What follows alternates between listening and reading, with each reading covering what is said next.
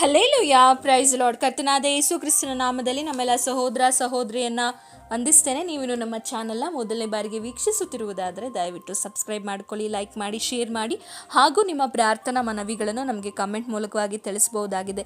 ನಿಮಗೆ ಕೌನ್ಸಿಲಿಂಗ್ ಬೇಕಾದಲ್ಲಿ ಕೆಳಗೆ ಕೊಟ್ಟಿರುವಂಥ ವಾಟ್ಸಪ್ ನಂಬರ್ನ ಮೂಲಕವಾಗಿ, ಹಾಗೂ ಪ್ರತಿದಿನ ನಡೆಯುವಂಥ ಪ್ರಾರ್ಥನೆಗಳಿಗೆ ಜಾಯ್ನ್ ಆಗಬೇಕಾದಲ್ಲಿ ಬೈಬಲ್ ಸ್ಟಡಿ, ಮಧ್ಯರಾತ್ರಿ ಪ್ರಾರ್ಥನೆ, ಕುಟುಂಬ ಪ್ರಾರ್ಥನೆ, ಸಂಜೆಯ ಪ್ರಾರ್ಥನೆಗೆ ಜಾಯ್ನ್ ಆಗಬೇಕಾದಲ್ಲಿ ಕೆಳಗೆ ಕೊಟ್ಟಿರುವಂಥ ವಾಟ್ಸಪ್ ನಂಬರನ್ನು ಹಾಗೂ ಗುಂಪುಗಳನ್ನು ಸಂಪರ್ಕಿಸಬಹುದಾಗಿದೆ. ಇಂದಿನ ನಮ್ಮ ಸಂದೇಶ ಭಾಗ ಯಾವುದಾಗಿದೆ ಅಂದರೆ, ಚಿಂತಿಸದೆ ಪ್ರಾರ್ಥಿಸು. ಇವತ್ತು ಎಷ್ಟೋ ಜನರ ಜೀವಿತದಲ್ಲಿ ಪ್ರಾರ್ಥನೆಗಿಂತ ಹೆಚ್ಚಾಗಿ ಇರುವಂಥ ಕಾರ್ಯ ಯಾವುದಾಗಿದೆ ಅಂದರೆ ಚಿಂತೆ ಆಗಿದೆ. ಈ ಚಿಂತೆಯಿಂದ ಎಷ್ಟೋ ಜನರ ಜೀವಿತದಲ್ಲಿ ನೋವು, ಸಂಕಟ, ಹಾಗೆ ಅನೇಕ ವಿಧವಾದ ಬಲಹೀನತೆಗೆ ಒಳಗಾಗಿ ಮಾನಸಿಕವಾದ ಬಲಹೀನತೆಗಳಿಂದಲೂ ಬಳಲ್ತಾ ಇದ್ದಾರೆ. ಹಾಗೆ ಶಾರೀರಿಕವಾಗಿಯೂ ಅನೇಕರು ವೇದನೆಯಲ್ಲಿದ್ದಾರೆ. ಹಾಗಾದರೆ ದೇವರ ವಾಕ್ಯ ನಮಗೆ ತಿಳಿಯಪಡಿಸುವುದೇನೆಂದರೆ, ಚಿಂತಿಸದೆ ಪ್ರಾರ್ಥಿಸಬೇಕು. ಈ ಸಂದೇಶ ಪ್ರಾರಂಭಿಸೋದಕ್ಕಿಂತ ಮುಂಚೆ ಒಂದು ಚಿಕ್ಕ ಪ್ರಾರ್ಥನೆ. ಪರಿಶುದ್ಧನಾಗಿರುವ ತಂದೆ, ನಿನ್ನ ನಾಮಕ್ಕೆ ಸ್ತುತಿ ಸ್ತೋತ್ರ ಉಂಟಾಗಲಿ.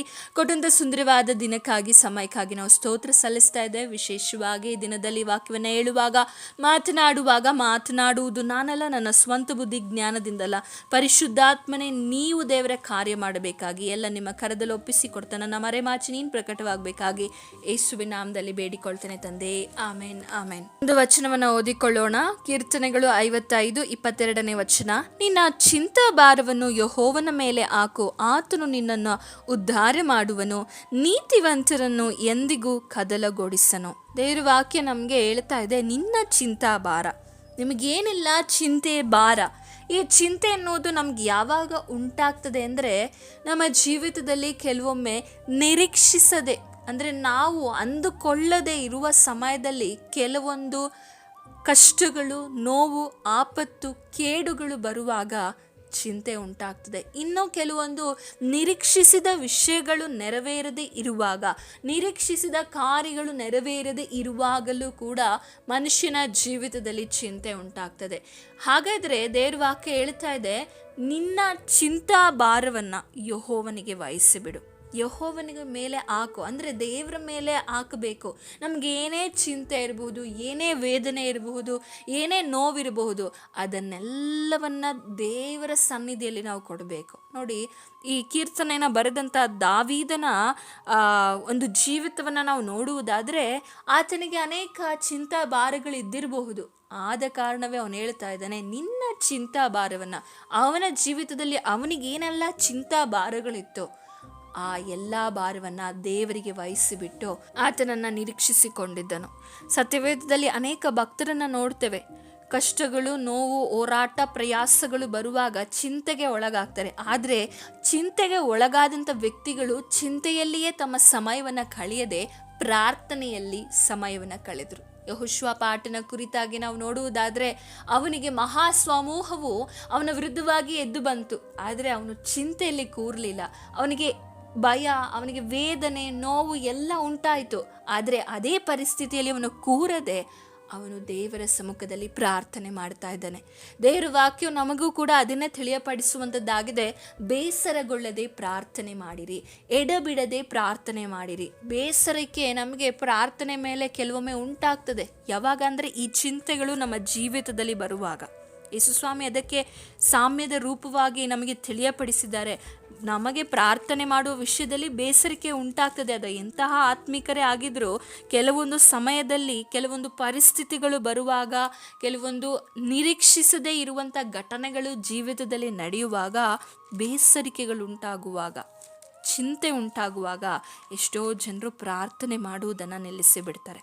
ಆದರೆ ದೇವರ ವಾಕ್ಯ ಹೇಳ್ತದೆ, ಬೇಸರಗೊಳ್ಳದೆ ಯಾವಾಗಲೂ ಪ್ರಾರ್ಥನೆ ಮಾಡಬೇಕು, ಎಡಬಿಡದೆ ಪ್ರಾರ್ಥನೆ ಮಾಡಬೇಕು, ಕೃತಜ್ಞತಾ ಸ್ತುತಿಯನ್ನು ಸಲ್ಲಿಸುತ್ತಾ ದೇವರ ಸಮ್ಮುಖದಲ್ಲಿ ಪ್ರಾರ್ಥನೆ ಮಾಡಬೇಕು. ನಮಗೆ ಚಿಂತೆ ಬಂದಾಗ ಕೃತಜ್ಞತಾ ಸ್ತುತಿ ಮಾಡಬೇಕೆಂಬುದಾಗಿಯೂ ನಾವು ನೆನೆಸೋದಿಲ್ಲ. ದೇವರ ಉಪಕಾರವನ್ನು, ದೇವರ ಮೇಲೆ ನಂಬಿಕೆ ಕೂಡ ಬರೋದಿಲ್ಲ. ಆದ ಕಾರಣವೇ ಚಿಂತಿಸದೆ ಪ್ರಾರ್ಥನೆ ಮಾಡಿ ಅಂತ ದೇವರ ವಾಕ್ಯ ಯಾಕೆ ಹೇಳ್ತಾ ಇದೆ ಅಂದರೆ, ಮೊದಲನೇದಾಗಿ ಚಿಂತಿಸುವಾಗ ನಮ್ಮ ನಂಬಿಕೆಗಳು ಕುಂದಿ ಹೋಗ್ತದೆ. ಚಿಂತಿಸುವಾಗ, ನಮ್ಮ ಸುತ್ತಲಿನ ಪರಿಸ್ಥಿತಿಯನ್ನೇ ನಮ್ಮ ಆಲೋಚನಾ ಮಂಡಲದಲ್ಲಿ ನಾವು ಇಟ್ಟುಕೊಂಡು ಅದರ ಬಗ್ಗೆ ಯೋಚಿಸುತ್ತಾ ಕೂರುವಾಗ ನಮ್ಮ ಜೀವಿತದಲ್ಲಿ ದೇವರ ಮೇಲಿರುವ ನಂಬಿಕೆ, ನಿರೀಕ್ಷೆ ಕುಂದುತ್ತಾ ಬರ್ತಾ ಇರ್ತದೆ. ನಮ್ಮ ನಂಬಿಕೆಗಳು ಕುಂದಲ್ಪಡುವಾಗ ನಮಗೆ ಜಯ ಸಿಗೋದಿಲ್ಲ. ದೇವರ ವಾಕ್ಯ ಹೇಳ್ತದೆ, ಇಬ್ರಿಯರಿಗೆ ಬರೆದ ಪತ್ರಿಕೆ 11ನೇ ಅಧ್ಯಾಯದಲ್ಲಿ ನಮಗೆ ವಾಕ್ಯ ತಿಳಿಯಪಡಿಸ್ತದೆ, ನಂಬಿಕೆ ಇಲ್ಲದೆ ನಾವೇನು ಮಾಡ್ಲಿಕ್ಕೆ ಆಗೋದಿಲ್ಲ, ದೇವರನ್ನು ಮೆಚ್ಚಿಸ್ಲಿಕ್ಕೆ ಸಾಧ್ಯ ಇಲ್ಲ. 11ನೇ ಅಧ್ಯಾಯ, ಇಬ್ರಿಯರಿಗೆ ಬರೆದ ಪತ್ರಿಕೆ 11ನೇ ಅಧ್ಯಾಯ 6ನೇ ವಚನ, ಆದರೆ ನಂಬಿಕೆ ಇಲ್ಲದೆ ದೇವರನ್ನ ಮೆಚ್ಚಿಸುವುದು ಅಸಾಧ್ಯ. ದೇವರ ಬಳಿಗೆ ಬರುವವನು ದೇವರು ಇದ್ದಾನೆ ಮತ್ತು ತನ್ನನ್ನು ಹುಡುಕುವವರಿಗೆ ಪ್ರತಿಫಲವನ್ನು ಕೊಡುತ್ತಾನೆ ಎಂದು ನಂಬುವುದು ಅವಶ್ಯ.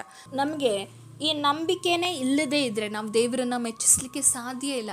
ದೇವರ ಬಳಿಯಲ್ಲಿ ನಮಗೆ ಉತ್ತರ ಪಡೆದುಕೊಳ್ಳಿಕ್ಕೆ ಸಾಧ್ಯ ಇಲ್ಲ. ಇನ್ನೊಂದು ಕಡೆ ವಾಕ್ಯ ಹೇಳ್ತದೆ, ನೀವು ನಂಬಿಕೊಂಡು ಏನಾದರೂ ಬೇಡಿಕೊಂಡ್ರೆ ಅದನ್ನು ನೀವು ಹೊಂದಿಕೊಳ್ತೀರಾ ಎಂಬುದಾಗಿ. ನಾವು ನಂಬಿಕೆನೇ ಇಲ್ಲದೆ ಪ್ರಾರ್ಥಿಸುವಾಗ ನಮ್ಮ ಪ್ರಾರ್ಥನೆಗೆ ಉತ್ತರಗಳು ಸಿಗೋದಿಲ್ಲ.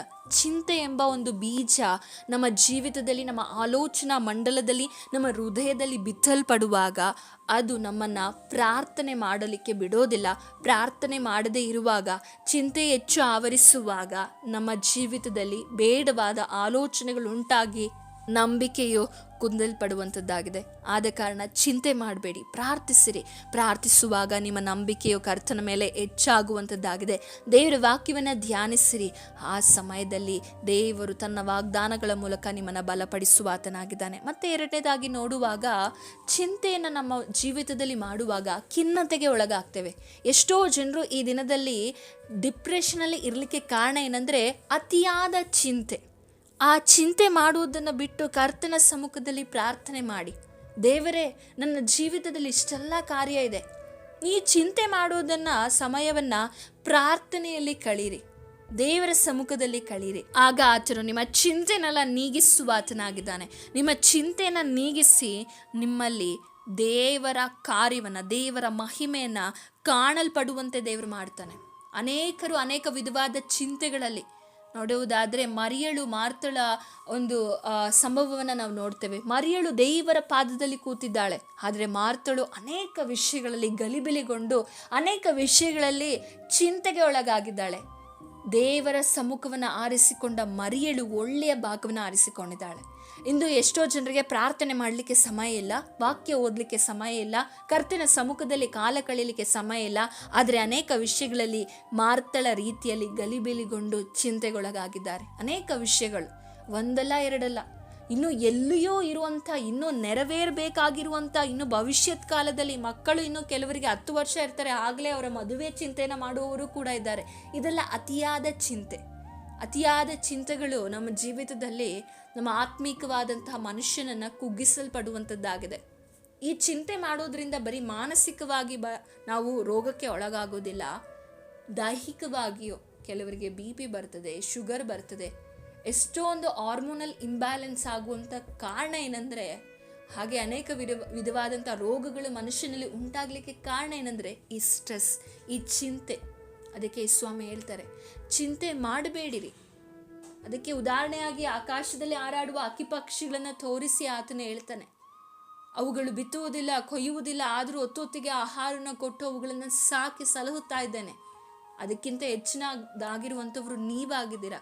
ನಿಮ್ಮನ್ನು ಇನ್ನೂ ಹೆಚ್ಚಾಗಿ ಸಾಕಿ ಸಲುಹಲಿಕ್ಕೆ ದೇವರಿಗೆ ಸಾಧ್ಯ. ನೀವೇನು ಬೇಡಿಕೊಳ್ಬೇಕು, ನಿಮಗೇನು ಬೇಕು ಆತನಿಗೆಲ್ಲ ಗೊತ್ತು.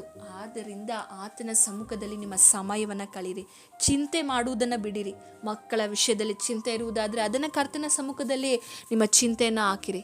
ಹಾಗೆ ಕೆಲಸದ ವಿಷಯದಲ್ಲಿ, ಕುಟುಂಬದ ವಿಷಯದಲ್ಲಿ, ಆತ್ಮಿಕ ವಿಷಯದಲ್ಲಿ, ಸೇವೆ ವಿಷಯದಲ್ಲಿ, ಯಾವುದೇ ವಿಷಯದಲ್ಲಿ ನಿಮಗೆ ಚಿಂತೆ ಇರುವುದಾದರೆ ಚಿಂತೆ ಮಾಡುವುದನ್ನು ಬಿಟ್ಟು ಪ್ರಾರ್ಥನೆ ಮಾಡಿರಿ. ಚಿಂತೆ ಮಾಡುವ ಸಮಯವನ್ನು ಪ್ರಾರ್ಥನೆಯಲ್ಲಿ ನೀವು ಕಳೆಯುವಾಗ ನಿಮ್ಮ ಆತ್ಮಿಕ ಮನುಷ್ಯನಿಗೂ ಹಾಗೂ ನಿಮ್ಮ ಶರೀರಕ್ಕೂ ಹೊಸ ಬಲ ಬರುವಂಥದ್ದಾಗಿದೆ. ಇಂದು ನೀವು ಅನೇಕ ವಿಷಯಗಳಲ್ಲಿ ಚಿಂತೆ ಮಾಡುವಾಗ, ಅಥವಾ ನಿಮ್ಮ ಚಿಂತೆಗಳನ್ನು ಬೇರೊಬ್ಬರ ಸಂಗಡದಲ್ಲಿ ನೀವು ಹಂಚಿಕೊಳ್ಳುವಾಗ ನಿಮಗೆ ಅಲ್ಲಿ ಉತ್ತರ ಸಿಗೋದಿಲ್ಲ, ಅಲ್ಲಿ ಪರಿಹಾರ ಸಿಗೋದಿಲ್ಲ. ಯಾಕಂದರೆ ಎಲ್ಲದಕ್ಕೂ ಪರಿಹಾರಕನು ಯಾರಾಗಿದ್ದಾನೆಂದರೆ ಯೇಸು ಆಗಿದ್ದಾನೆ. ಆ ಯೇಸುವಿನ ಬಳಿ ನಿಮ್ಮ ಚಿಂತೆಯನ್ನು, ಆ ಯೇಸುವಿನ ಬಳಿ ನಿಮ್ಮ ನೋವನ್ನು, ಸಂಕಟವನ್ನು ಹೇಳುವುದಾದರೆ ಆತನು ಯಾವಾಗಲೂ ನಿಮ್ಮ ನೋವನ್ನು, ಸಂಕಟವನ್ನು ಕೇಳುವ ಆತನಾಗಿದ್ದಾನೆ ಮತ್ತು ಸಂತೈಸುವ ಆತನಾಗಿದ್ದಾನೆ. ಮನುಷ್ಯರ ಬಳಿಯಲ್ಲಿ ನಾವು ಹೇಳಿಕೊಳ್ಳುವಾಗ ಮನುಷ್ಯರು ನಮ್ಮನ್ನು ಒಂದು ಸಲ ಕೇಳ್ತಾರೆ, ಎರಡನೇ ಸಲಗೆ ನಮ್ಮನ್ನು ಅದೇ ನಾವು ಹೇಳಿದಂತಹ ವಿಷಯಗಳನ್ನು ಹಿಡಿದುಕೊಂಡು ನಮ್ಮನ್ನು ಇನ್ನೂ ಚುಚ್ಚು ಮಾತಿನಿಂದ ನೋಯಿಸ್ತಾರೆ. ಆದರೆ ದೇವರಾಗಲ್ಲ. ನಮ್ಮ ನೋವನ್ನು, ನಮ್ಮ ಸಂಕಟವನ್ನು, ನಮ್ಮ ವೇದನೆಯನ್ನು ಹೊತ್ತುಕೊಂಡ ಆತನಾಗಿದ್ದಾನೆ. ಪರಿಹಾರಿ ಆತನಾಗಿದ್ದಾನೆ. ನಮ್ಮ ಜೊತೆಗಾರನು, ನಮ್ಮ ಸ್ನೇಹಿತನು ಆತನಾಗಿದ್ದಾನೆ. ಚಿಂತೆ ಮಾಡಬೇಡಿರಿ, ಭಯ ಪಡಬೇಡಿರಿ. ಹಾಗೆ ಇನ್ನೊಂದು ಕಡೆ ವಚನ ಹೇಳುತ್ತದೆ, ಯೆಶಾಯನು ಬರೆದ ಪ್ರವಾದನೆಯ ಗ್ರಂಥ ನಾವು ಓದಿಕೊಳ್ಳುವುದಾದರೆ ಭಯ ಪಡಬೇಡಿರಿ. ನೋಡಿ, ನಮ್ಮ ಜೀವಿತದಲ್ಲಿ ಚಿಂತೆ ಬರುವಾಗ ಭಯ ಉಂಟಾಗ್ತದೆ. ಭಯ ಬರುವಾಗ ಏನನ್ನು ಕೂಡ ಮಾಡಲಿಕ್ಕೆ ಸಾಧ್ಯ ಆಗೋದಿಲ್ಲ. ಯೆಶಾಯನ ಪ್ರವಾದನೆಯ ಗ್ರಂಥ 41ನೇ ಅಧ್ಯಾಯ 10ನೇ ವಚನ, ನೀನಂತೂ ಹೆದರಬೇಡ, ನಾನೇ ನಿನ್ನೊಂದಿಗಿದ್ದೇನೆ, ದಿಗ್ಭ್ರಮೆಗೊಳ್ಳದಿರು, ನಾನೇ ನಿನ್ನ ದೇವರು, ನಾನು ನಿನ್ನನ್ನು ಬಲಪಡಿಸುತ್ತೇನೆ, ಹೌದು ನಿನಗೆ ಸಹಾಯ ಕೊಡುತ್ತೇನೆ, ನನ್ನ ಧರ್ಮದ ಬಲಗೈಯನ್ನು ನಿನಗೆ ಆಧಾರ ಮಾಡುತ್ತೇನೆ. ದೇವರು ಇಸ್ರಾಯೇಲರನ್ನು ಧೈರ್ಯಗೊಳಿಸುವಂಥ ವಾಗ್ದಾನವೂ ಇದಾಗಿದೆ. ಹೊಸ ಒಡಂಬಡಿಕೆಯ ಇಸ್ರಾಯೇಲರಾಗಿರುವಂಥ ನಾವು ಯೇಸು ಕ್ರಿಸ್ತನ ಮೂಲಕವಾಗಿ ಅಬ್ರಹಾಮನ ಆಶೀರ್ವಾದಕ್ಕೆ ಬಾಧ್ಯರಾಗಿರುವಂಥ ನಮಗೆ ಈ ಸಮಯದಲ್ಲಿ ದೇವರು ಹೇಳ್ತಾ ಇರೋದೇನೆಂದರೆ, ಭಯಪಡಬೇಡ, ನಾನು ನಿನ್ನ ಸಂಗಡ ಇದ್ದೇನೆ. ಅನೇಕ ವಿಷಯಗಳಲ್ಲಿ ನಿನಗೆ ದಿಗ್ಭ್ರಮೆ ಆಗಿರ್ಬೋದು, ಚಿಂತೆಗೆ ಒಳಪಟ್ಟು ಚಿಂತೆಯ ಮೂಲಕವಾಗಿ ದಿಗ್ಭ್ರಮೆಯಾಗಿ ನೋಡುವುದಾದರೆ ಏನನ್ನೂ ಕೂಡ ಮಾಡಲಿಕ್ಕೆ ಸಾಧ್ಯ ಆಗದೆ, ಯಾವುದನ್ನು ಕೂಡ ಮಾಡಲಿಕ್ಕೆ ಸಾಧ್ಯ ಆಗದೆ, ಒಂದು ರೀತಿಯಾದಂತಹ ಒಂದು ಕತ್ತಲೆಯ ಜೀವಿತದಲ್ಲಿ, ಕಣ್ಣೀರಿನ ಜೀವಿತದಲ್ಲಿ, ವೇದನೆಯಲ್ಲಿ ನೀವು ಪರಿಸ್ಥಿತಿಗಳಲ್ಲಿ ಹಾದು ಹೋಗ್ತಾ ಇರ್ಬೋದು. ಆದರೆ ದಿಗ್ಭ್ರಮೆಗೊಳ್ಳಬೇಡಿ, ದೇವರು ನಿಮಗೆ ಸಹಾಯಕನಾಗಿದ್ದಾನೆ, ನಿಮ್ಮನ್ನು ನಡೆಸಿ ಆಶೀರ್ವದಿಸುವ ಆತನಾಗಿದ್ದಾನೆ. ಆದ ಕಾರಣ ಚಿಂತೆ ಮಾಡುವುದನ್ನು ಬಿಟ್ಟು ಪ್ರಾರ್ಥನೆ ಮಾಡಿರಿ. ಕರ್ತನು ಖಂಡಿತವಾಗಿ ನಿಮ್ಮ ಜೀವಿತವನ್ನು ಆಶೀರ್ವದಿಸಿ ನಡೆಸುವ ಆತನಾಗಿದ್ದಾನೆ. ದೇವರ ವಾಕ್ಯದ ಮೂಲಕ ನಿಮ್ಮ ಸಂಗಡದಲ್ಲಿ ಬಲಪಡಿಸಲಿ. ಪ್ರಾರ್ಥಿಸೋಣ. ಪರಿಶುದ್ಧನಾಗಿರುವ ದೇವರೇ, ಕೊಟ್ಟ ಸಮಯಕ್ಕಾಗಿ ಸ್ತೋತ್ರ. ಈ ಸಮಯದಲ್ಲಿ ವಾಕ್ಯವನ್ನು ಕೇಳಿದ ಸಹೋದರ ಸಹೋದರಿ ಯಾರೆಲ್ಲ ಚಿಂತೆಯಲ್ಲಿದ್ದಾರೆ, ಚಿಂತಿಸದೆ ಪ್ರಾರ್ಥನೆ ಮಾಡಲಿಕ್ಕೆ ಅವರಿಗೆ ಪ್ರಾರ್ಥನಾ ಆತ್ಮನ ಸಹಾಯವನ್ನು ಅನುಗ್ರಹಿಸಿ ನಡೆಸಬೇಕಾಗಿ ಎಲ್ಲ ನಿಮ್ಮ ಕರದಲ್ಲಿ ಒಪ್ಪಿಸಿಕೊಡ್ತಾ ಯೇಸುವಿನ ನಾಮದಲ್ಲಿ ಬೇಡಿಕೊಳ್ತೇವೆ ತಂದೆಯೇ, ಆಮೇನ್ ಆಮೇನ್. ದೇವರು ನಿಮ್ಮೆಲ್ಲರನ್ನ ಆಶೀರ್ವದಿಸಲಿ. Thanks for watching. God bless you.